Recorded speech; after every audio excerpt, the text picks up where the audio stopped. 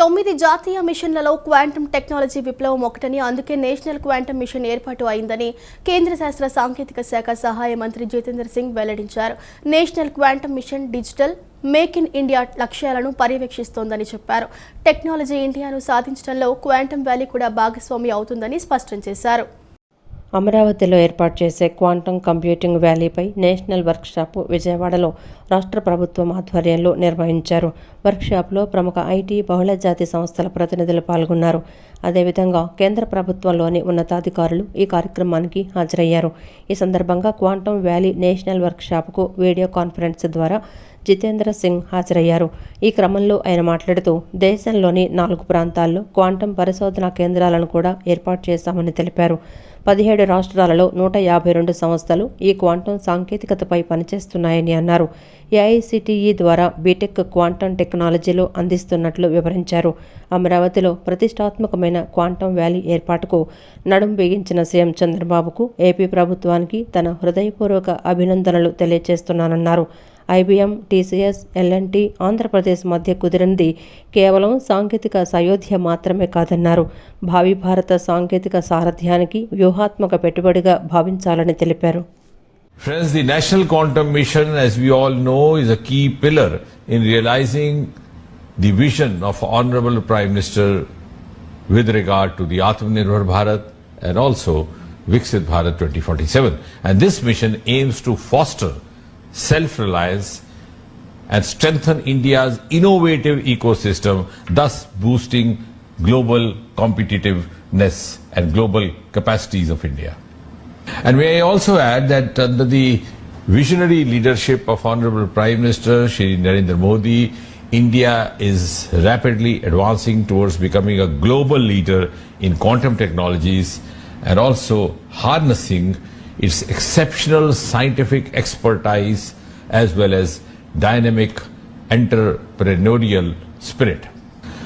And therefore this moment today marks a significant leap in India's scientific and innovation journey.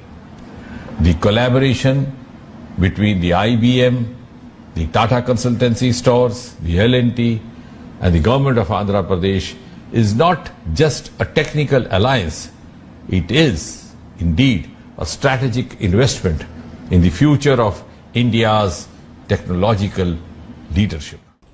భవిష్యత్తులో ప్రతిదీ ఐటీతో ముడిపడి ఉంటుందని CM Chandrababu Naidu తెలిపారు. IT వృద్ధి చెందితేనే మనం అభివృద్ధి చెందగలమని చెప్పారు. జనవరి 1 నుంచి అమరావతి కేంద్రంగా క్వాంటమ్ కంప్యూటింగ్ కార్యకలాపాలు కొనసాగుతాయని తెలిపారు. అమెరికాకు సిలికాన్ వ్యాలీ ఎలాగో అమరావతికి క్వాంటమ్ వ్యాలీ అలాగని స్పష్టం చేశారు. క్వాంటమ్ శాటిలైట్ ఆవిష్కరణలతో సరికొత్త సాంకేతిక విప్లవానికి నాంది పలుకుతామని చెప్పారు. క్వాంటమ్ కంప్యూటింగ్ను ప్రమోట్ చేసేందుకు తాను ముందుంటానని హామీ ఇచ్చారు. అమరావతిలో ఏర్పాటు చేసే క్వాంటమ్ కంప్యూటింగ్ వ్యాలీపై నేషనల్ వర్క్షాప్ విజయవాడలో రాష్ట్ర ప్రభుత్వం ఆధ్వర్యంలో నిర్వహించారు. వర్క్షాప్లో ప్రముఖ ఐటీ బహుళజాతి సంస్థల ప్రతినిధులు పాల్గొన్నారు. అదేవిధంగా కేంద్ర ప్రభుత్వంలోని ఉన్నతాధికారులు ఈ కార్యక్రమానికి హాజరయ్యారు. ఈ సందర్భంగా సీఎం చంద్రబాబు మాట్లాడారు. క్వాంటమ్ కంప్యూటింగ్ను మనం అందిపుచ్చుకోవాలని సీఎం చంద్రబాబు పిలుపునిచ్చారు. ఏపీ ప్రభుత్వంతో కలిసి వచ్చిన టీసీఎస్, ఐబీఎం, ఎల్ఎన్టీకి అభినందనలు తెలిపారు. తాను తొలిసారి సీఎం అయినప్పుడు ఐటీ పరిశ్రమ విస్తరిస్తోందని, ఆ సమయంలో బిల్ గేట్స్ను కలిసి ఐటీ విస్తరణ గురించి చర్చించారని గుర్తు చేసుకున్నారు. ట్రిపుల్ మోడల్లో హైటెక్ సిటీ కట్టాలని ఎల్ఎన్టీని కోరానని, తర్వాత బెంగళూరు, గుర్గాంలలోనూ ఐటీ భవనాలు కట్టిందని పేర్కొన్నారు. భవిష్యత్తులో ఐటీకి అతిపెద్ద హబ్బుగా భారత్ మారుతుందని ఆనాడే చెప్పానన్న చంద్రబాబు, మ్యాథ్స్లో నిపుణులైన యువత మనకున్నారని తెలిపారు. తర్వాత ఇంజనీరింగ్ కళాశాలలు అనేకం వచ్చేలా చూశామని వెల్లడించారు. ప్రపంచంలో అత్యధికంగా సంపాదించేది భారతీయులేనని, అమెరికా సిలికాన్ వ్యాలీని ఆదర్శంగా తీసుకొని క్వాంటమ్ వ్యాలీకి శ్రీకారం చుట్టామని గుర్తు చేసుకున్నారు. ఐటీ వృద్ధి చెందితే లాభం ఏంటని ప్రజలు ఆలోచిస్తున్నారని, భవిష్యత్తులో ప్రతిదీ ఐటీతో ముడిపడి ఉంటుందని అన్నారు. ఐటీ వృద్ధి చెందితేనే మనం అభివృద్ధి చెందగలమని చెప్పారు. Quantum computing is very much needed. As Kamakoti has rightly mentioned, by January 1st, Quantum Computing Center will operate from Amaravati. This is where beginning of Quantum Valley. Then, not only starting with quantum computing, we have to bring ecosystem. We have to bring use cases. He rightly mentioned 100 use cases by August 15th, 2026. That was the beginning only. I wanted to see, as on today, very interestingly, if you can go through average AI usage. World average 31%. India average 65%. Here, top AI usage, China, India, USA, Europe. I am confident China population will reduce, India population will increase. More AI utilization will be India. That is going to happen very soon. I am 100% confident on that. If you talk all these things, if you see here, 92% of Indian knowledge workers are using AI. Just now, IT Minister rightly mentioned, he had a confusion on quantum computing. Then he asked ChatGPT. Immediately, it has given answer for him. Then no need to shy away, or otherwise, he got answer for that. That is the future now. I'm saying to all my workers, everybody, any doubt, you can go, you can prepare with ChatGPT, this type of solutions. Andhra Pradesh కేంద్రంగా quantum technology విప్లవం ప్రారంభమవుతోందని AP IT శాఖ మంత్రి నారా లోకేష్ ఉద్ఘాటించారు. Quantum computing valley అమరావతిని technology మ్యాప్లో చేర్చాలని వ్యాఖ్యానించారు. Global రేస్లో చేరడం కాదు, మనమే దారి చూపాలని మంత్రి నారా లోకేష్ సూచించారు. క్వాంటమ్ కంప్యూటింగ్ వ్యాలీ వల్ల ఏపీ బ్రెయిన్ క్యాపిటల్గా మారుతోందని ఉద్ఘాటించారు. క్వాంటమ్ సైన్స్ను ఇంజనీరింగ్లోనూ భాగం చేస్తున్నామని వెల్లడించారు. టెక్నాలజీ పరంగా ఏపీ వేగంగా పనిచేస్తుందని చెప్పారు. క్వాంటమ్ వ్యాలీపై విజయవాడలో వర్క్షాప్ నిర్వహించారు. ఈ వర్క్షాప్లో మంత్రి నారా లోకేష్ పాల్గొని మాట్లాడారు. సీఎం చంద్రబాబు నాయుడు మొదటి టెక్నాలజీ రెవల్యూషన్ను పరిచయం చేసినప్పుడు తాను 7వ తరగతి చదువుకుంటున్నానని గుర్తు చేశారు. విజన్ అంటే ఇప్పుడు వెలాసిటీ, ఇన్నోవేషన్ అని అభిప్రాయం వ్యక్తం చేశారు. గ్లోబల్ లీడర్లు, పెట్టుబడిదారులు తమతో కలిసి పనిచేయాలని కోరారు. చంద్రబాబు లాంటి నాయకుడు ఏపీకి ఉండడం అదృష్టమని ప్రశంసించారు. చంద్రబాబు క్యాబినెట్లో ఐటీ మంత్రిగా ఉండడం తాను అదృష్టంగా భావిస్తున్నానని ఉద్ఘాటించారు. ముఖ్యమంత్రి చంద్రబాబు మొదలుపెట్టిన ఐటీ రంగం విస్తృతిని గతంలో చూశామని పేర్కొన్నారు. ఇప్పుడు క్వాంటమ్ వ్యాలీని ఏర్పాటు చేయడాన్ని ప్రత్యక్షంగా చూస్తున్నామని తెలిపారు. South Asia first quantum valley అమరావతిలో ఏర్పాటవుతోందని ప్రకటించారు. అత్యాధునిక 156 క్యూబిట్ క్వాంటమ్ కంప్యూటర్ను ఐబీఎం ఏర్పాటు చేస్తోందని స్పష్టం చేశారు.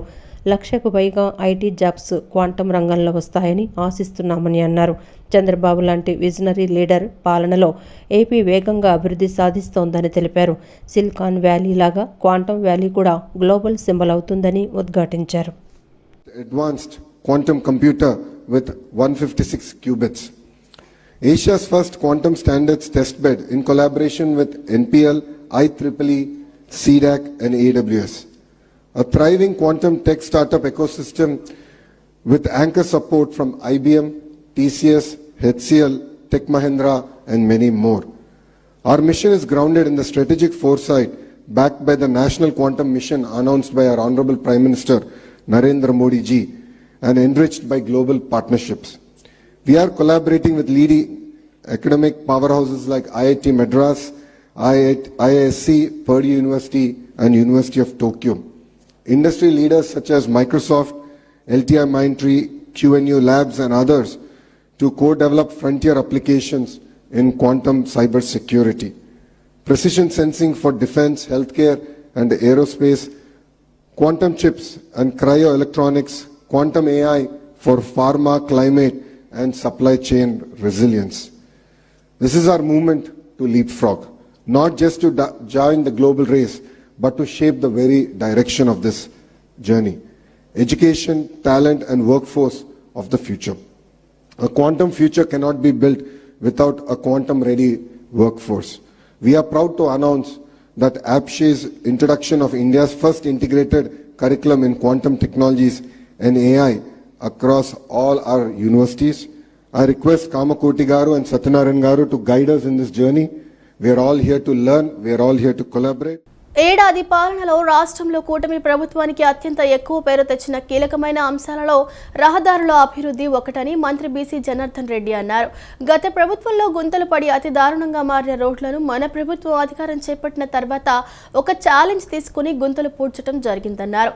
సంక్రాంతి నాటికి గుంతల రహిత రహదారులే లక్ష్యంగా చేపట్టిన పనులు సకాలంలో పూర్తి చేయడంలో R&B శాఖ అధికారుల పాత్ర కీలకమన్నారు.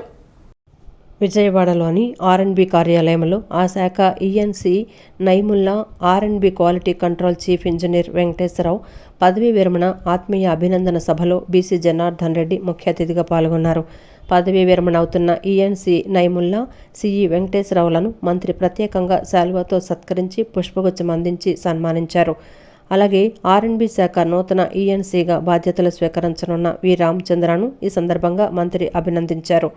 ఈ కార్యక్రమంలో R&B శాఖ ముఖ్య కార్యదర్శి Kantilal Dande, AP RTC chairman Pragada Nageswara Rao, RTC MD L Srinivasa Reddy తదితరులు పాల్గొన్నారు.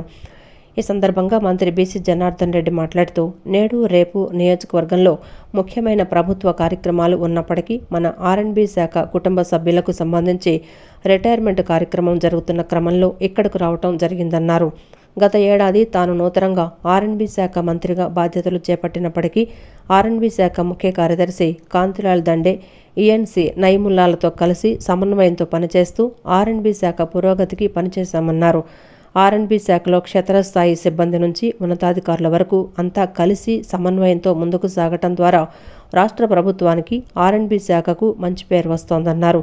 నేడు రిటైర్ అవుతున్న ఉన్నతాధికారులు భవిష్యత్తులో కుటుంబంతో కలిసి ప్రశాంత జీవితం కొనసాగించాలని కోరుకుంటున్నట్లు తెలిపారు. అదే సమయంలో వారి అనుభవం దృష్ట్యా వారి విలువైన సూచనలు, సలహాలను భవిష్యత్తులో R&B శాఖలో అవసరమైనప్పుడు వాడుకుంటామని ఈ సందర్భంగా మంత్రి తెలిపారు. వారిని వదిలి వెళ్ళాలని మనసు లేదు, సాయంకాలం సమయం లేదు. మా వారికి అంతా తీసుకుని మా సెక్రటరీ గారికి నేను కాల్ చేసి రేపు వారికి నేను సన్మానం చేయాలి, నేను సన్మానం చేసిన తర్వాత ఒక గంట లేట్ అయినా నేను వెళ్ళిపోతాను ఇక్కడ నుంచి అని చెప్పి వారికి మన వెంకటేశ్వరరావు గారు చేయాలని చెప్పి నిర్ణయం తీసుకుంటా. వెంటనే మేమందరం కూడా శ్రీనివాస్ రెడ్డికి చెప్పి అందరికీ కొంచెం కోఆర్డినేట్ చేసుకోండి, మా స్టాఫ్తో కూడా పనిచేస్తామని చెప్పి చెప్పడం జరిగింది.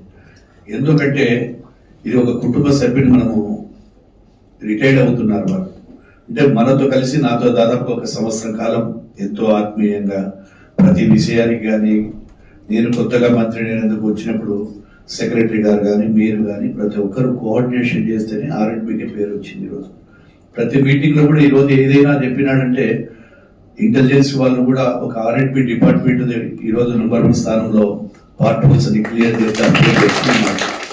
బుడమేరు వరదకు గండ్లు పడిన ప్రాంతంలో 365 మీటర్ల సీసీ వాల్ను యుద్ధ ప్రాతిపదికన చేపట్టి ఈ సీజన్ ప్రారంభమయ్యేలోపు పూర్తి చేయగలిగామని మంత్రి నిమ్మల రామనాయుడు అన్నారు. శాశ్వత ప్రాతిపదికన చేయాలంటే 7-8 వేల కోట్లు అవసరం అవుతాయని, 4 ఏళ్ల సమయం పడుతుందని చెప్పారు.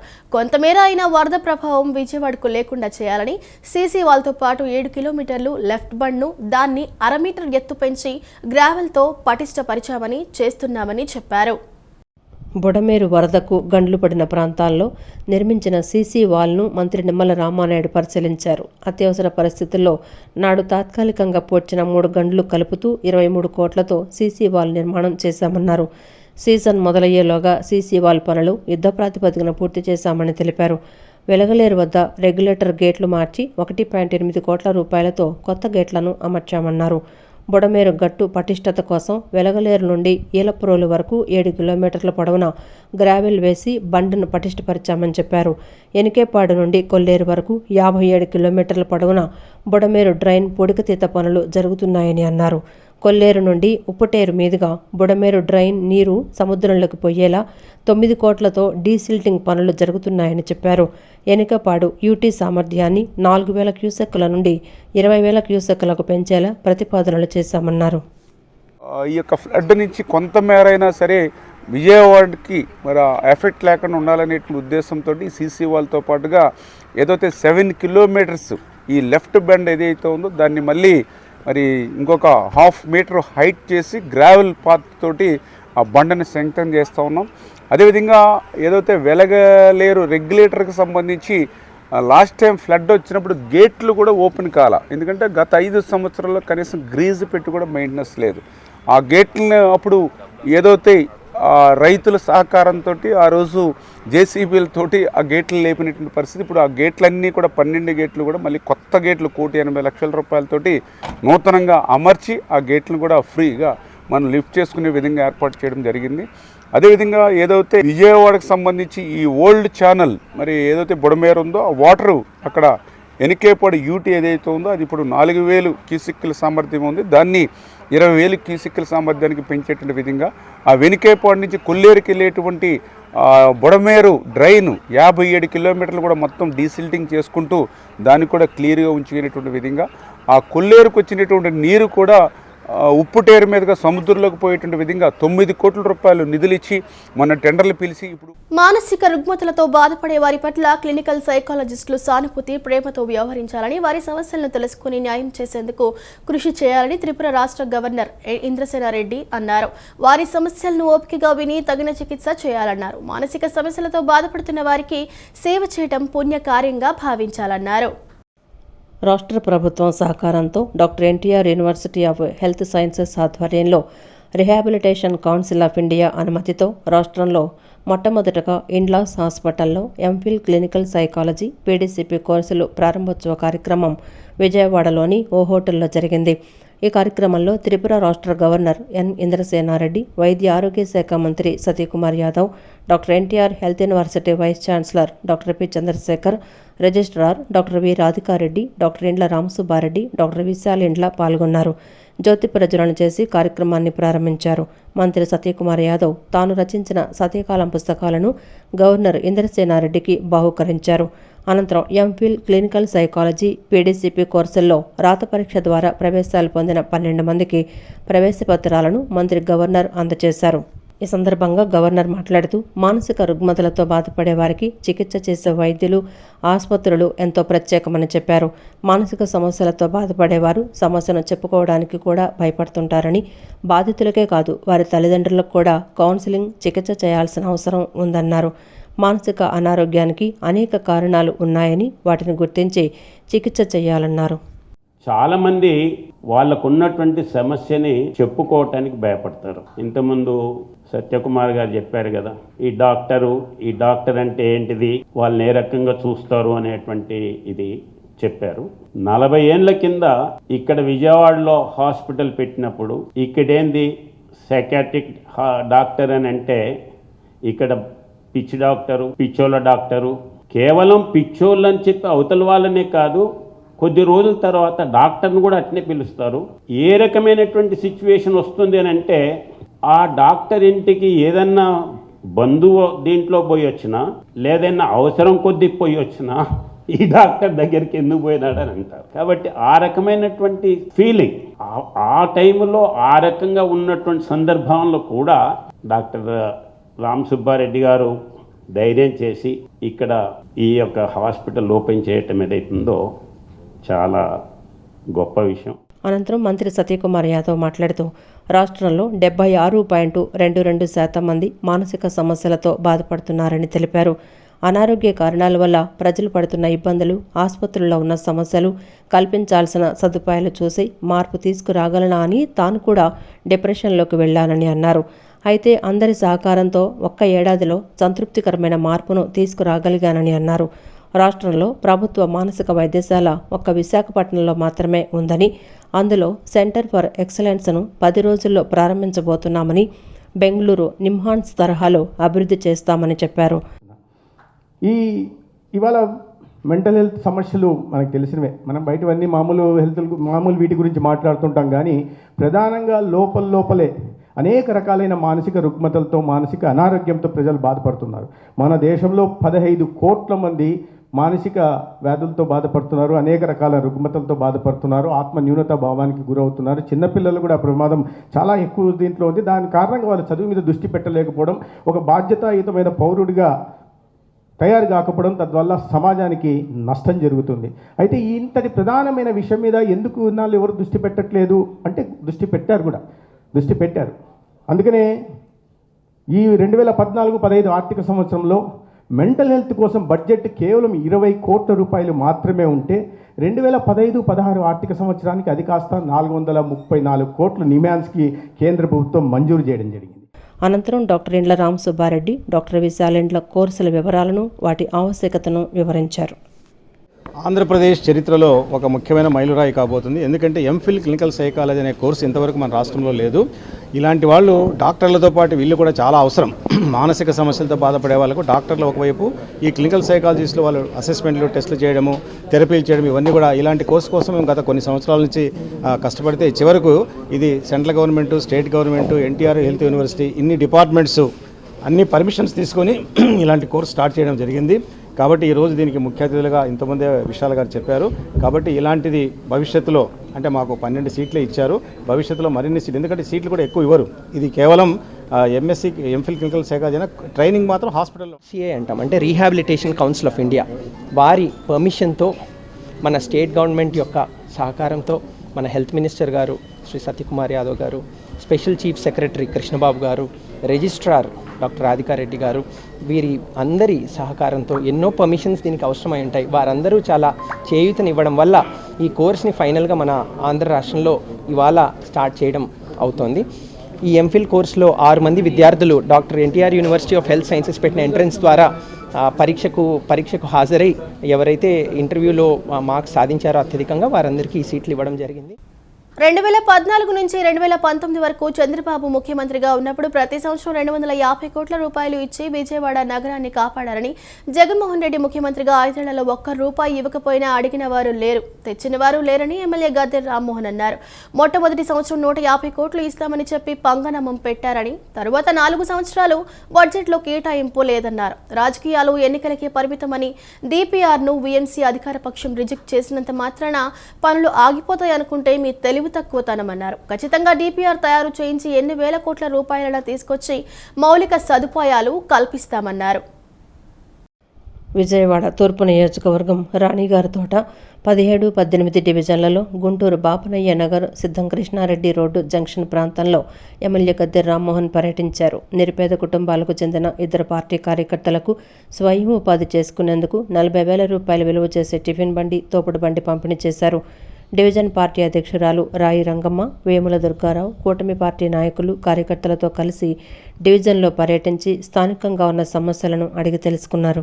ఈ సందర్భంగా ఎమ్మెల్యే గద్దె రామ్మోహన్ మాట్లాడుతూ, డ్రైన్లు పొంగకూడదు, వర్షపు నీరు నిల్వ ఉండకూడదు, దానికోసం DPRను సిద్ధం చేయండి, ఎన్ని 100 కోట్లు కావాలో తమకు చెప్పండి సీఎం చంద్రబాబు అన్నారని తెలిపారు. సమస్యలన్నింటినీ పరిష్కరించి నగరం పరిశుభ్రంగా ఉండాలని DPR తయారు చేయమన్నారని అన్నారు. విజయవాడ నగరపాలక సంస్థలో ఉన్న అధికార పక్షం ప్రజలకు ఉపయోగపడే విషయాలను కూడా రాజకీయం చేస్తున్నారని, కనీసం మంచినీళ్లు కూడా ఇవ్వకూడదని తీర్మానాలు చేసే స్థితిలో వీఎంసీ ఉందని అన్నారు. 200 కోట్లు, 2,000 కోట్లు DPR అంటే ఎవరు పడితే వారు చేసేది కాదని, స్థానిక ఇంజనీర్లు చేయలేరని, IIT లాంటి పెద్ద పెద్ద సంస్థలు మాత్రమే చేయగలరని తెలిపారు. ఆ DPR పంపిస్తేనే కేంద్ర ప్రభుత్వం అనుమతులిస్తుందన్నారు. కేంద్రం అనుమతులు ఇస్తేనే బడ్జెట్లో నుంచి డబ్బులు తీసి ఖర్చు పెట్టేందుకు అవకాశం ఉంటుందన్నారు. రాజకీయాలు ఎన్నికలకే పరిమితమని, DPRను వీఎంసీ అధికార పక్షం రిజెక్ట్ చేసినంత మాత్రాన పనులు ఆగిపోతాయనుకుంటే మీ తెలివి తక్కువతనమన్నారు. ఖచ్చితంగా DPR తయారు చేయించి ఎన్ని వేల కోట్ల రూపాయలైనా తీసుకొచ్చి మౌలిక సదుపాయాలు కల్పిస్తామన్నారు. ఈ పెంటుంటే ఎంత అసహ్యంగా ఉంటుందో ఒకసారి ఆలోచించుకోవాల్సిన ఇప్పుడే అధికారులు కూడా చెప్పారు. తక్షణమే దాన్ని అన్ని రోడ్లు కూడా పరిష్కరించడానికి నిధులు సమీకరించి పరిష్కరిస్తామని కూడా చెప్పారు. అది ఒకసారి DPR వచ్చేస్తే, నిధులు వచ్చేస్తే దాన్ని చాలా ధీటుగా కాంట్రాక్టులను పిలిచి వాళ్ళతో చేయించి అంతా కూడా పరిశుభ్రం చేయాలని దాంతో ముందుకు వెళ్తున్నాం. ఈ యొక్క తాత్కాలికమైన కార్యక్రమాలు ఇమీడియట్గా తక్షణమే పూర్తయ్యేటట్టు కూడా చూస్తాం. వాళ్ళ ప్రజలందరూ కూడా హామీ ఇవ్వడం జరిగింది. ప్రజలు కూడా రిక్వెస్ట్ చేశాం, టాయిలెట్లో ఓన్లీ మానవ మలం తప్ప ఇంట్లో వేస్ట్ అయిన వస్తువులు రావడానికి అవకాశం ఇవ్వకూడదు. ఎందుకంటే ఎక్కడైనా మనం చేస్తూ ఉంటే దాంట్లో ఈ లేడీస్ వాడే న్యాప్కిన్స్, శానిటరీ న్యాప్కిన్స్ ఎక్కువ వస్తూ ఉన్నాయి. శానిటరీ న్యాప్కిన్స్ అనేవి ప్లాస్టిక్తో చేయబడ్డాయి. అవి నానవు, చీకవు. అది అట్ట ఉంటే అడ్డం పడిపోయి ఈ పెంటంతా కూడా రోడ్డు మీదకి వచ్చే అవకాశాలు ఉన్నాయి. గతం నుంచి ఉన్న సమస్య. అదేవిధంగా కొందరు ఇంట్లో వేస్ట్ అయిన ఫుడ్ పదార్థాలను కూడా డ్రైన్లు వేయటం జరుగుతూ ఉంది. దానివల్ల పందికొక్కులు వచ్చి బొక్కలు పెట్టేసి నానా ఆగం చేస్తారు. జిల్లా స్థాయి ప్రజా సమస్యల పరిష్కార వేదిక కార్యక్రమానికి 134 అర్జీలు వచ్చాయని వీటిని క్షుణ్ణంగా పరిశీలించి గడువులోగా నాణ్యతతో పరిష్కరించాలని జిల్లా జాయింట్ కలెక్టర్ ఎస్ ఇలఖ్యా అధికారులను ఆదేశించారు. అర్జీదారులు సంతృప్తి చెందేలా అర్జీలను నాణ్యతతో పరిష్కరించాలని అన్నారు. కలెక్టరేట్ శ్రీ పింగళి వెంకయ్య సమావేశ మందిరంలో ప్రజా సమస్యల పరిష్కార వేదిక నిర్వహించారు. జాయింట్ కలెక్టర్ ఇలక్కయ్య ప్రజల నుంచి అర్జీలు స్వీకరించారు. పోలీసు శాఖకు సంబంధించి 36, రెవెన్యూ శాఖకు సంబంధించి 35, విద్యాశాఖకు 12, మున్సిపల్ పట్టణాభివృద్ధి 11, ఏపీసీపీ డీసీఎల్కు 5, పంచాయతీరాజ్కు 4, మార్కెటింగ్కు 3, ఆరోగ్య శాఖకు 3, గ్రామీణ నీటి సరఫరాకు 3 అర్జీలు వచ్చాయి. సర్వే, ఏపీఎస్డబ్ల్యూ, ఆర్ఈఐఎస్, విభిన్న ప్రతిభావంతుల శాఖ, ఆర్ఐఓ, పౌర సరఫరాల విభాగాలకు 2 చొప్పున అర్జీలు వచ్చాయి. ఉద్యాన శాఖ, ప్రభుత్వ పాలిటెక్నిక్, వ్యవసాయం, DRDA, DWAMA, BC corporation, irrigation, గ్రామ వార్డు సచివాలయాలు, దేవాదాయ, మైన్స్ అండ్ జియాలజీ, కాలుష్య నియంత్రణ మండలి, నీటి వనరుల విభాగాలకు ఒక్కో అర్జీ వచ్చాయి. ఈ సందర్భంగా జేసీ మాట్లాడుతూ అర్జీదారులు సంతృప్తి చెందేలా అర్జీలను నాణ్యతతో పరిష్కరించాలన్నారు. రీఓపెన్ కాకుండా ప్రజా సమస్యల దరఖాస్తులను పరిష్కరించాలని, ఇందుకు క్షేత్రస్థాయి అధికారులతో సమన్వయం చేసుకోవాలన్నారు. ఏపీ బీజేపీ నూతన అధ్యక్షుడిగా పీవీఎన్ మాధవ్ పేరు ఖరారైంది. విజయవాడలోని బీజేపీ రాష్ట్ర కార్యాలయంలో పీవీఎన్ మాధవ్ బీజేపీ రాష్ట్ర అధ్యక్ష పదవికి 5 సెట్లు నామినేషన్ దాఖలు చేశారు. కర్ణాటక ఎంపీ మోహన్ ఎన్నికల పరిశీలకుడిగా వ్యవహరించారు. ఏపీ బీజేపీ నూతన అధ్యక్షుడిగా పీవీఎన్ మాధవ్ పేరు ఖరారైంది. విజయవాడలోని బీజేపీ రాష్ట్ర కార్యాలయంలో నామినేషన్ స్వీకారం కార్యక్రమాన్ని నిర్వహించారు. అధ్యక్ష ఎన్నికకు ఓటర్ల జాబితాలో ఉన్న స్టేట్ కౌన్సిల్ సభ్యులు హాజరయ్యారు. జాతీయ సహా సంఘటన ప్రధాన కార్యదర్శి శివప్రకాశ్జీ, బీజేపీ రాష్ట్ర అధ్యక్షురాలు దగ్గుపాటి పురంధేశ్వరి, కేంద్ర మంత్రి Bhupathiraju Srinivas Varma, MP CM Ramesh, MLC Somu Veerraju, మంత్రి సత్యకుమార్ యాదవ్, ఎమ్మెల్యేలు విష్ణుకుమార్ రాజు, డాక్టర్ పార్థసారథి, నల్లిమిల్లి రామకృష్ణారెడ్డి, ఎన్ ఈశ్వరరావు, రాష్ట్ర ప్రధాన కార్యదర్శులు సన్నారెడ్డి దయాకర్ రెడ్డి, గారపాటి సీతారామాంజనేయ చౌదరి, బిట్ర శివనారాయణ, సాగి కాశీరాజులు పాల్గొన్నారు.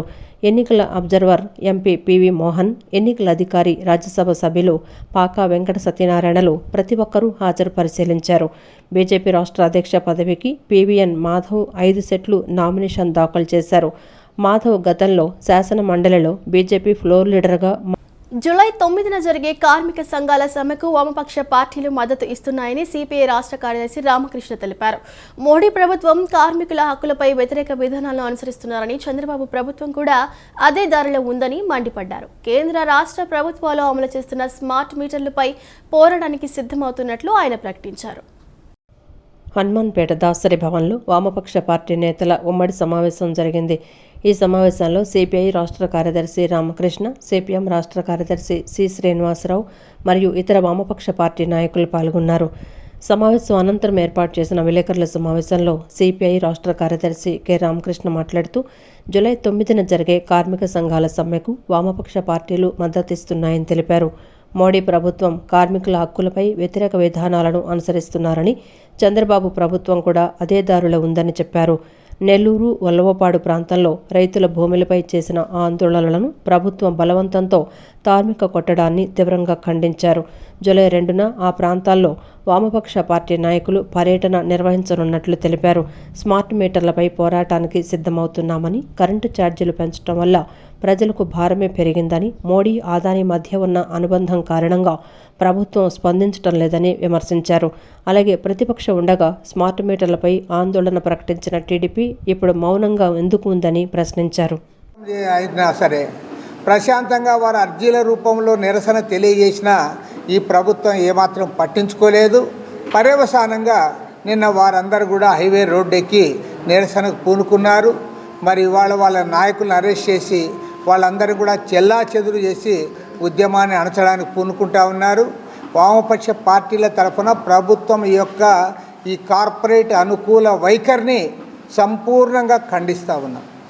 అదేవిధంగా రేపు జూలై 2వ తేదీ నాడు వామపక్ష పార్టీల 10 పార్టీల నాయకత్వంలో ప్రతినిధి బృందం కరేడు గ్రామాన్ని సందర్శించి ఆ చుట్టుపక్కల గ్రామాల్లో ఉన్న రైతులను కూడా సమీకరించి వారందరితో మాట్లాడి వారి ఆందోళనకు మద్దతు ప్రకటించడమే కాదు, ప్రత్యక్షంగా ఆ ఆందోళనకు మేము కూడా సమాయత్తం అవుతామని కూడా ఈ సందర్భంగా మనవి చేస్తాం. అనంతరం సిపిఎం రాష్ట్ర కార్యదర్శి వి శ్రీనివాసరావు మాట్లాడుతూ 8,500 ఎకరాలు ఇండోసోల్కు కట్టబెట్టడాన్ని వ్యతిరేకిస్తున్నామన్నారు. గత ప్రభుత్వ భూ కుంభకోణం కంటే ఈ ప్రభుత్వం మరింత భూములు కార్పొరేట్ సంస్థలకు ఇస్తోందన్నారు. ఊళ్ళే లేపేసి కార్పొరేట్ కంపెనీకి ఇస్తున్నారని ఆరోపించారు. రామాయపట్నం పోర్టు నిర్మాణానికి భూములు ఎలా తీసుకుంటున్నారో స్పష్టం చేయాలని డిమాండ్ చేశారు. ఈ కంపెనీకి భూములు ఎలా ఇస్తారు అని వీళ్ళు ఆరోపణ చేశారు. అది దెర్ ఇస్ ఎ డాక్యుమెంటరీగా రికార్డ్ అయి ఉంది వీళ్ళ ఆరోపణలన్నీ. మరి అటువంటిప్పుడు వీళ్ళు అధికారంలోకి వచ్చి మరలా అదే కంపెనీకి గత ప్రభుత్వం ఇచ్చిన దానికన్నా ఇంకా ఎక్కువ భూములు ఏకపక్షంగా ఎలా కట్టబెడతారు. అక్కడ ఇప్పుడు కరేడు గ్రామంలో అక్కడ ఉన్నటువంటి 3 గ్రామాలు హ్యామ్లెట్స్ కరేడు గ్రామంలో భూములన్నీ తీసుకుంటారు.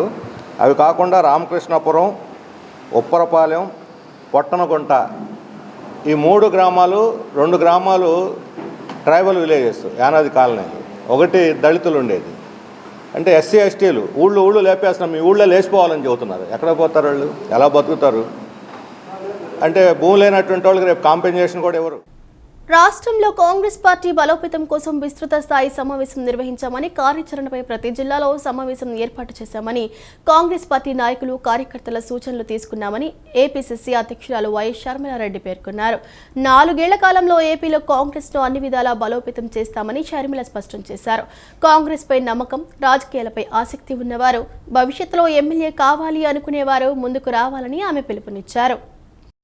రాష్ట్రంలో కాంగ్రెస్ పార్టీ బలోపేతం కోసం విస్తృత స్థాయి సమావేశం నిర్వహించామని, కార్యాచరణపై ప్రతి జిల్లాల్లో సమావేశం ఏర్పాటు చేశామని, కాంగ్రెస్ పార్టీ నాయకులు కార్యకర్తల సూచనలు తీసుకున్నామని ఏపీసీసీ అధ్యక్షురాలు వైఎస్ షర్మిలారెడ్డి పేర్కొన్నారు. ఆంధ్రరత్న భవన్లో ఏర్పాటు చేసిన విలేకరుల సమావేశంలో ఆమె మీడియాతో మాట్లాడుతూ, రాష్ట్రంలో 26 జిల్లాలకు సంబంధించి అందరితో మాట్లాడి ఇబ్బందులు అడిగి తెలుసుకున్నామని, 2,500 కిలోమీటర్లు ఈ జూన్ నెలలోనే తాను పర్యటించానని అన్నారు. ఏపీసీసీ అధ్యక్షురాలుగా అందరితో స్వయంగా మాట్లాడానని, కాంగ్రెస్ పార్టీకి పూర్వ వైభవం తీసుకొచ్చేలా అడుగులు వేస్తామని షర్మిల అన్నారు. రాష్ట్ర ప్రయోజనాల కోసం పనిచేసే ఏకైక పార్టీ కాంగ్రెస్ అని, బీజేపీ సర్కార్, ప్రధాని మోదీ రాష్ట్ర విభజన హామీలు అమలు చేయలేదని విమర్శించారు. చంద్రబాబు, పవన్ కళ్యాణ్, జగన్మోహన్ రెడ్డిలు బీజేపీని ప్రశ్నించే పరిస్థితుల్లో లేరని అన్నారు. జగన్మోహన్ రెడ్డి అక్రమ పొత్తు పెట్టుకుంటే చంద్రబాబు కూటమిలో పొత్తు పెట్టుకున్నారని ఆరోపించారు. కాంగ్రెస్ మాత్రమే రాష్ట్రం కోసం మోదీని నిలదీస్తోందని అన్నారు.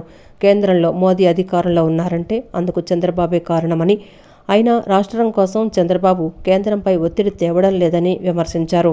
4 ఏళ్ల కాలంలో ఏపీలో కాంగ్రెస్ను అన్ని విధాలా బలోపేతం చేస్తామని షర్మిల స్పష్టం చేశారు. కాంగ్రెస్పై నమ్మకం, రాజకీయాలపై ఆసక్తి ఉన్నవారు, భవిష్యత్తులో ఎమ్మెల్యే కావాలనుకునేవారు ముందుకు రావాలని ఆమె పిలుపునిచ్చారు. కాంగ్రెస్ పార్టీ బలోపేతం అయ్యేలా సేవలు అందించాలని పిలుపునిస్తున్నామన్నారు. కాంగ్రెస్ కోసం కమిట్మెంట్తో పనిచేసేవారు, చేస్తున్నవారు ఎంతోమంది ఉన్నారని అన్నారు. కాంగ్రెస్ పార్టీతోనే దేశాభివృద్ధి, రాష్ట్రాభివృద్ధి సాధ్యమని ప్రజల విశ్వాసమని అన్నారు. కాంగ్రెస్లో ప్రజల కోసం ఇందిరాగాంధీ, రాజు, వైఎస్ఆర్ వంటి నేతలు ఎన్నో త్యాగాలు చేశారని, సోనియా, రాహుల్ గాంధీ నేతృత్వంలో కాంగ్రెస్కు పూర్వ వైభవం వస్తుందని ఆశాభావం వ్యక్తం చేశారు. 11 సంవత్సరాలుగా మోడీ గారు ఏ ఒక్క హామీ నెరవేర్చలేదు.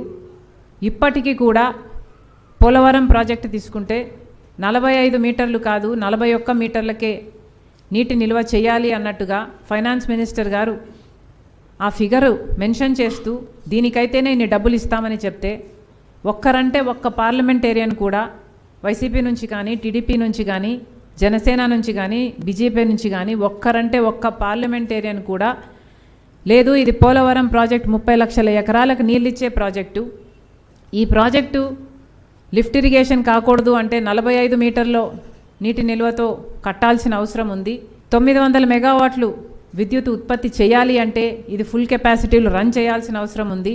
50 లక్షల మందికి మంచినీటి సౌకర్యం కల్పించాలి అంటే ఈ ప్రాజెక్టు యథావిధిగా చేస్తేనే దీనికి అర్థం ఉంటుంది అని ఒక్కరంటే ఒక్కరు కూడా 41 మీటర్లకు నీటి కేటాయింపులు, నీటి నిల్వను లిమిట్ చేస్తూ బీజేపీ ఈ నిర్ణయం తీసుకుంటే ఒక్కరంటే ఒక్కరు కూడా, ఒక్క పార్లమెంటేరియన్ కూడా బీజేపీ పార్టీకి ఎదురు చెప్పింది లేదు. విజయవాడ ఇంద్రకీలాద్రిపై కొలువైన దుర్గమ్మను త్రిపుర రాష్ట్ర గవర్నర్ ఎన్ ఇంద్రసేనారెడ్డి దర్శించుకున్నారు. దుర్గమ్మ దర్శనానికి వచ్చిన గవర్నర్కు దేవస్థానం ఈవో సీనా నాయక్, ఆలయ వేద పండితులు ఆలయ మర్యాదలతో స్వాగతం పలికారు. గవర్నర్ ఇంద్రసేనారెడ్డికి దుర్గమ్మ దర్శనం చేయించారు. అనంతరం వేద మండపంలో వేద పండితులు వేదాశీర్వచనం అందజేశారు. ఆలయ ఈవో సీనా నాయక్ అమ్మవారి చిత్రపటం ప్రసాదం అందజేశారు. ఆషాఢ మాసం పురస్కరించుకుని విజయవాడ ఇంద్రకీలాద్రి కనకదుర్గమ్మ ఆలయం ప్రాంగణం కిటకిటలాడింది. ఉమ్మడి తెలుగు రాష్ట్రాలతో పాటు ఇతర ప్రాంతాల నుంచి అనేక మంది మహిళలు బృందాలుగా వచ్చి జగన్మాతకు సారె సమర్పించారు. ఆషాఢ మాసం కావడంతో బెజవాడ ఇంద్రకీలాద్రి దుర్గమ్మ సన్నిధి భక్తులతో రద్దీగా మారింది. ఉభయ తెలుగు రాష్ట్రాల నుంచి భక్తులు భారీగా తరలివచ్చారు. దుర్గమ్మను దర్శించుకునేందుకు, అమ్మవారికి సారె సమర్పించేందుకు మహిళలు పెద్ద సంఖ్యలో వచ్చారు. ఉచిత దర్శనంతో పాటు 100 రూపాయలు, 300 రూపాయలు, 500 రూపాయల క్యూ లైన్ల ద్వారా భక్తులు ఆలయానికి చేరుకొని దుర్గమ్మను దర్శించుకున్నారు. ఆషాఢ మాసాన్ని పురస్కరించుకొని ఇంద్రకీలాద్రిపై దుర్గమ్మకు భక్తులు సారెను సమర్పించడం ఆనవాయితీ. తెలుగు రాష్ట్రాలతో పాటు తమిళనాడు, కర్ణాటకల నుంచి కూడా దుర్గమ్మకు భక్తులు సారె సమర్పిస్తారు. ఆదివారం కావడంతో ఆంధ్రాతో పాటు తెలంగాణలోని వివిధ జిల్లాల నుంచి మహిళా బృందాలు అమ్మవారికి సారె సమర్పించేందుకు వచ్చారు. మహిళలు అమ్మవారిని దర్శించుకున్న అనంతరం మహామండపం 6వ అంతస్తులో ఉత్సవమూర్తికి పూజలు చేసి సారెను సమర్పిస్తున్నారు. అనంతరం భక్తులు అన్నప్రసాద కేంద్రంలో అన్నప్రసాదం స్వీకరించారు. ఇప్పుడు అమ్మవారికి ప్రతి సంవత్సరం సారి తీసుకొస్తాం. ఇలా సారి పెట్టక ముందు కాడి నుంచి కూడా నేను ఎప్పుడు ప్రతి సంవత్సరం వచ్చి సారి పంచి పెడతా ఉంటాను. అప్పట్లో వచ్చి పొంగల్ చేసుకుని చీర జాకెట్ పసుపు కుంకుమ ఇచ్చేదాన్ని. ఇప్పుడు ఇవన్నీ కొత్తగా వచ్చారు వీళ్ళంతా సారి తీసుకురావడం. నేనైతే ఎప్పుడో పూర్వకాలం నుంచి పట్టుకొస్తా ఉన్నాను. మేము 4 ఏళ్ళ నుంచి వస్తున్నాం. పూర్ణాలు, గారెలు, పొంగలి, స్వీట్లు, సలివిడి, గాజులు, అమ్మవారి చీర, సారీ, చీరలు, సారీ. యోగాంధ్ర కాస్త రోగాంధ్రగా మారకముందే ఎటువంటి భేషజాలకు పోకుండా సామరస్యపూర్వక వాతావరణంలో యూనియన్ నేతలతో ప్రభుత్వం చర్చలు జరిపి ఇంజనీరింగ్ కార్మికుల న్యాయమైన సమస్యలను పరిష్కరించాలని మున్సిపల్ యూనియన్ నగర గౌరవ అధ్యక్షులు దోనిపూడి కాశీనాథ్ కోరారు. వందలాది మంది కార్మికులు గత 5 రోజుల నుంచి మొక్కవోని దీక్షతో సమ్మె చేస్తున్నారని, అయినా ప్రభుత్వంలో ఉలుకు పలుకు లేకుండా పోయిందన్నారు. కార్మికుల సహనాన్ని పరీక్షించకుండా వారి సమస్యల పరిష్కారానికి ప్రభుత్వం ముందుకు రాని పక్షంలో వచ్చే నెల 4వ తేదీ నుంచి ఉద్యమం ఉధృతం చేస్తామని హెచ్చరించారు. విజయవాడ మున్సిపల్ కార్పొరేషన్ ఇంజనీరింగ్ కార్మికుల నిరవధిక సమ్మె 6వ రోజుకు చేరుకుంది. సమ్మెలో భాగంగా విజయవాడ అలంకార ధర్నా చౌక్ వద్ద కార్మికులు వినూత్న నిరసన తెలిపారు. కార్మికులు మొక్కలు నాటుతూ, వీధులు శుభ్రం చేస్తూ, చెట్ల కొమ్మలు నరుకుతూ వినూత్న రీతిలో తమ నిరసన వ్యక్తం చేశారు. ఈ సందర్భంగా యూనియన్ గౌరవాధ్యక్షులు దోనిపూడి కాశీనాథ్ మాట్లాడుతూ, కార్మికులు అడుగుతున్న న్యాయమైన డిమాండ్స్ మొత్తం పరిష్కారమైతేనే సమ్మెను విరమించేదని అన్నారు. వందలాది మంది కార్మికులు గత 5 రోజుల నుంచి మొక్కవోని దీక్షతో సమ్మె చేస్తున్నారని, అయినా ప్రభుత్వంలో ఉలుకు పలుకు లేకుండా పోయిందన్నారు. చర్చలకని పిలిచి మంత్రి నారాయణ డుమ్మా కొట్టారని మండిపడ్డారు. ముఖ్యమంత్రి చంద్రబాబు, ఉప ముఖ్యమంత్రి పవన్ కళ్యాణ్ కార్మికుల డిమాండ్ల సాధనకు చర్చలకు పిలవాలన్నారు. కార్మికుల సహనాన్ని పరీక్షించకుండా వారి సమస్యల పరిష్కారానికి ప్రభుత్వం ముందుకు రాని పక్షంలో వచ్చే నెల 4వ తేదీ నుంచి ఇంజనీరింగ్ కార్మికులకు మద్దతుగా వేలాది మంది శానిటేషన్ వర్కర్లు కూడా వీధుల్లోకి వచ్చి సంఘీభావంగా సమ్మె చేయటం జరుగుతుందన్నారు. దీంతో శానిటేషన్ అధ్వాన్నంగా తయారై యోగాంధ్ర పోయి రోగాంధ్రగా మారుతుందని విమర్శించారు. చెప్పనేటువంటిది సందర్భంగా చెప్పదలిచాం. అందుకని సమస్య సానుకూలంగా పరిష్కరించండి అని చెప్పని కోరుతా ఉన్నాం. నీకు కార్పొరేట్లతో, ఇంటర్నేషనల్ వ్యాపారస్తులతో ఉపాధి కల్పిస్తానని చెప్పని వేల వందల కోట్ల రూపాయలు రాబడులు వస్తూ ఉన్నాయి, పెట్టుబడులు వస్తూ ఉన్నాయి, అమరావతి డెవలప్ అవబోతూ ఉంది అని చెప్తూ ఉన్నటువంటి మీరు చిరు కోరిక, కార్మికుల యొక్క కోరిక, ఈ చిరు కోరికని సమస్యని పరిష్కారం చేయడంలో ఎందుకు వెనకాడుతూ ఉన్నారని చెప్పనేటువంటిది ఈ సందర్భంగా అడుగుతూ ఉన్నాం. అందుకని సమస్య నాన్చొద్దు. ఇదే కనుక జరిగితే 4వ తారీఖు నుంచి ఉధృతం అయ్యేటువంటి దానికి, రాష్ట్ర వ్యాప్తంగా మారేదానికి అవకాశాలు ఏర్పడతా ఉన్నాయి. రాష్ట్రంలోని సీనియర్ జర్నలిస్టులకు నెలకు కనీసం 10,000 పింఛన్ ఇవ్వాలని వెటరన్ జర్నలిస్ట్ యూనియన్ నాయకులు ప్రభుత్వాన్ని కోరారు. కరోనా కాలంలో ఎంతో మంది సీనియర్ జర్నలిస్టులు తగిన వైద్యం కూడా పొందలేక ప్రాణాలు కోల్పోయారని గుర్తు చేశారు. వెటరన్ జర్నలిస్టులకు పింఛన్తో పాటు ఆరోగ్య కార్డులు కూడా ఇవ్వాలని నేతలు ప్రభుత్వాన్ని డిమాండ్ చేశారు. గాంధీనగర్ ప్రెస్ క్లబ్లో ఏపీ వెటరన్ జర్నలిస్టుల యూనియన్ రాష్ట్ర సమావేశం జరిగింది. సమావేశం అనంతరం నేతలు మాట్లాడుతూ ఈ యూనియన్ను 2019లో స్థాపించామని, అప్పటి నుంచి రాష్ట్రంలోని సీనియర్ జర్నలిస్టులకు నెలకు కనీసం 10,000 రూపాయలు పింఛను ఇవ్వాలన్న డిమాండ్తో పోరాటం చేస్తున్నామని తెలిపారు. ప్రస్తుతం దేశంలోని 16 రాష్ట్రాలలో వెటరన్ జర్నలిస్టులకు పింఛన్లు అందుతున్నాయని, ఆంధ్రప్రదేశ్లో 1000 లోపు మాత్రమే వెటరన్ జర్నలిస్టులు ఉన్నప్పటికీ ప్రభుత్వం పింఛన్ ఇవ్వటం లేదని ఆవేదన వ్యక్తం చేశారు. కరోనా కాలంలో ఎంతోమంది సీనియర్ జర్నలిస్టులు తగిన వైద్యం కూడా పొందలేక ప్రాణాలు కోల్పోయారని గుర్తు చేశారు. ఉద్యోగంలో ఉన్నప్పటికీ జర్నలిస్టులు ఎంతో కష్టాల్లో జీవించాల్సి వస్తోందని, రిటైర్మెంట్ తర్వాత పరిస్థితి మరింత దయనీయంగా మారుతోందన్నారు.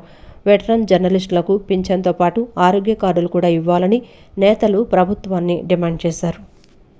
ఇలా వెటరన్ జర్నలిస్టులని పట్టించుకోకపోవటం వలన అనేక ఇతిబాధలు పడుతున్నారు. ఎందుకంటే మామూలుగా వర్కింగ్ జర్నలిస్టులు ఉన్నప్పుడే జర్నలిస్టుల యొక్క జీవితాలు అరకొర జీవితాలు. ఈ వెటరన్ జర్నలిస్టులు అయిన తర్వాత ఇంకా వాళ్ళకి ఆర్థికంగా ఎలాంటి సహాయ సహకారాలు కూడా ఉండవు. కాబట్టి ఈ ప్రభుత్వం ఇప్పటికైనా ఈ వెటరన్ జర్నలిస్టులని ఒక మనిషిగా గుర్తించి వారికి కనీసం ఒక 10,000 రూపాయలు పైన మాకు పింఛను ఇప్పించాలనేటువంటి మా యొక్క ప్రధానమైనటువంటి డిమాండు. ఇంకా ఇతర డిమాండ్లు మీ మీ మీ దయా దాక్షిణ్యాల మీద మా ఆధారపడి ఉన్నాయి. ఇంకా చాలా సౌకర్యాలు, అదొకటి ఆరోగ్యకరంగా చాలామంది 60 to 70 సంవత్సరాల వయసులో ఉన్నారు. వీరందరికీ కూడా ఆరోగ్యరీత్యా చాలా సమస్యలు అనేవి ఎదుర్కొంటున్నారు. వీరందరికీ కూడా ఆరోగ్య కార్డు, హెల్త్ కార్డు కూడా ఇచ్చి ఆదుకోవాలని మేము ఈ సందర్భంగా కోరుతున్నాం. ఒప్పుకోలేకపోతున్నాం, అది చాలా బాధాకరమైన విషయం.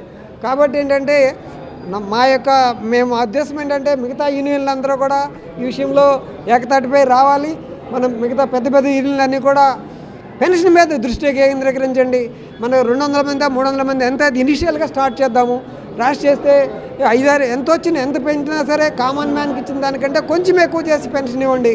ఇస్తే దానివల్ల ఏమవుతుందంటే మినిమం భద్రత అనేది ఉంటుంది మనకి సమాజంలో బతకడానికి.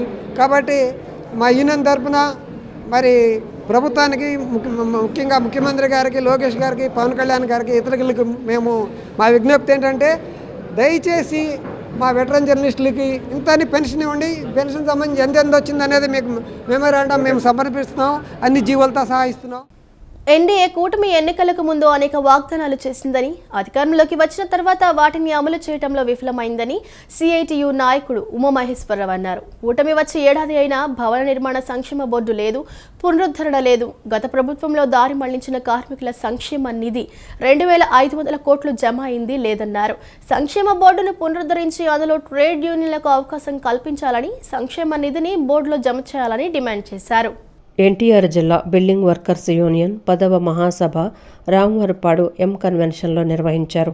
మహాసభ సందర్భంగా తొలుత నిర్మాణ కార్మికుల ప్రదర్శన నిర్వహించారు. అనంతరం సిఐటియు జెండాను ఆవిష్కరించారు. ఈ సందర్భంగా సిఐటియు నాయకులు ఉమామహేశ్వరరావు మాట్లాడుతూ రాష్ట్రంలో భవన నిర్మాణ కార్మికులు 35 లక్షల మంది ఉన్నారని తెలిపారు. గత ప్రభుత్వం, ప్రస్తుత ప్రభుత్వం తమ స్వప్రయోజనాల కోసం 2,500 కోట్ల రూపాయలు ఇతర ఖాతాలకు మళ్లించారని చెప్పారు. భవన నిర్మాణ కార్మికుల సంక్షేమం కోసం దాదాపు 32 రకాల సంక్షేమ పథకాలు అమలు చేసేందుకు అవకాశం లేకుండా పోయిందన్నారు.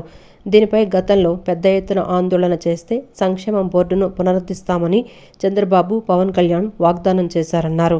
కూటమి వచ్చి ఏడాదైనా సంక్షేమ బోర్డు లేదు, పునరుద్ధరణ జరగలేదన్నారు.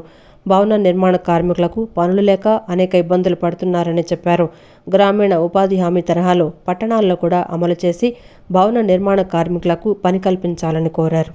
కార్మికుల సంక్షేమం కోసం దాదాపు 32 రకాలైనటువంటి సంక్షేమ పథకాలు అమలు జరపడానికి అవకాశం లేకుండా పోయింది. అందుకే ఆనాడు భవన నిర్మాణ కార్మిక సంఘం రాష్ట్ర వ్యాప్తంగా కూడా పెద్ద ఎత్తున మేము ఆందోళన చేస్తే ఆనాడు చంద్రబాబు నాయుడు గారు, పవన్ కళ్యాణ్ గారు వాగ్దానం చేశారు, మేము అధికారంలోకి రాగానే సంక్షేమ బోర్డుని పునరుద్ధరిస్తామని. కానీ జరిగింది ఏమిటి? ఆచరణలో సంవత్సరం అయింది, సంక్షేమ బోర్డు లేదు, పునరుద్ధరణ లేదు. 2,500 కోట్ల రూపాయలు ప్రభుత్వం దగ్గర నుంచి ఇక్కడ జమ అయింది లేదు. ఇంకోవైపు ఈ రోజు భవన నిర్మాణ కార్మికులకి సిమెంట్ ధరలు పెరిగినాయి, స్టీల్ ధరలు పెరిగినాయి, మిగిలినటువంటి అన్ని రకాలైన ధరలు పెరిగి పనులు లేక ఇబ్బంది పడుతున్నటువంటి పరిస్థితి ఉంది. కేంద్ర ప్రభుత్వం విపరీతమైనటువంటి పనులు వేసింది, రాష్ట్ర ప్రభుత్వం దానికి అనుగుణంగా వ్యవహరిస్తుంది. సిమెంట్ ధరలు కూడా ఈ రోజు ఏంటంటే రాష్ట్ర ప్రభుత్వం వచ్చిన తర్వాత 50 నుంచి 100 రూపాయలు పెరిగింది. కాబట్టి ఈరోజు పనులు లేక ఇబ్బంది పడుతున్నారు. ఎటువంటి సర్క్యులర్ సమాచారం ఇవ్వకుండా శాతవాహన కళాశాలను కూల్చివేయడంతో విద్యార్థుల జీవితం రోడ్డు పాలైందని కళాశాల ఉపాధ్యాయుడు కుందేటి కోటేశ్వరరావు ఆవేదన వ్యక్తం చేశారు. కృష్ణా యూనివర్సిటీ షెడ్యూల్ ప్రకారం 16న కళాశాలలు జరగాల్సి ఉండగా కళాశాలలను ప్రారంభించలేదని అన్నారు. వెంటనే తరగతులు ప్రారంభించి విద్యార్థుల భవిష్యత్ కాపాడాలని ప్రభుత్వాన్ని, కళాశాల యాజమాన్యాన్ని కోరారు. శాతవాహన కళాశాలను తక్షణమే ప్రారంభించాలని డిమాండ్ చేస్తూ కళాశాల ఎదుట ఉపాధ్యాయులు, విద్యార్థులు నిరసన తెలిపారు. ఈ సందర్భంగా కళాశాల ఉపాధ్యాయుడు కుందేటి కోటేశ్వరరావు మాట్లాడుతూ ఎటువంటి సర్క్యులర్ సమాచారం ఇవ్వకుండా కళాశాలను రాత్రికి రాత్రే కూల్చేశారని ఆవేదన వ్యక్తం చేశారు. దీని వెనుక అసాంఘిక శక్తులతో పాటు ప్రిన్సిపల్, కరెస్పాండెంట్ కూడా ఉన్నారని ఆరోపించారు. అనేక మంది ప్రముఖులు కమిటీలో ఉన్నారని, వారికి ఎలాంటి ముందస్తు సమాచారం ఇవ్వకుండా కళాశాలను ధ్వంసం చేశారని మండిపడ్డారు.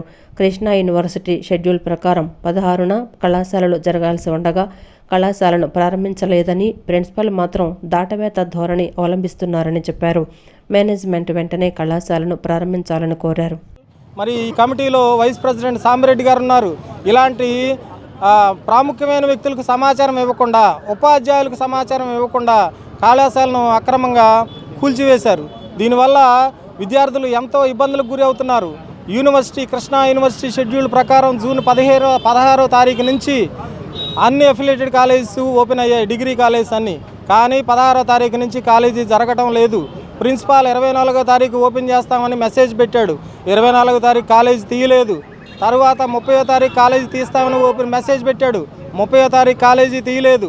ఇప్పుడు 7వ తారీఖు అని తిరిగి మెసేజ్ పెట్టాడంట. కాబట్టి గవర్నమెంట్ స్టాఫ్ ఉన్నారు ఇక్కడ, గవర్నమెంట్ జీతభత్యాలు ప్రజల సొమ్మును జీతాలుగా తీసుకుంటున్న సిబ్బంది ఉన్నారు.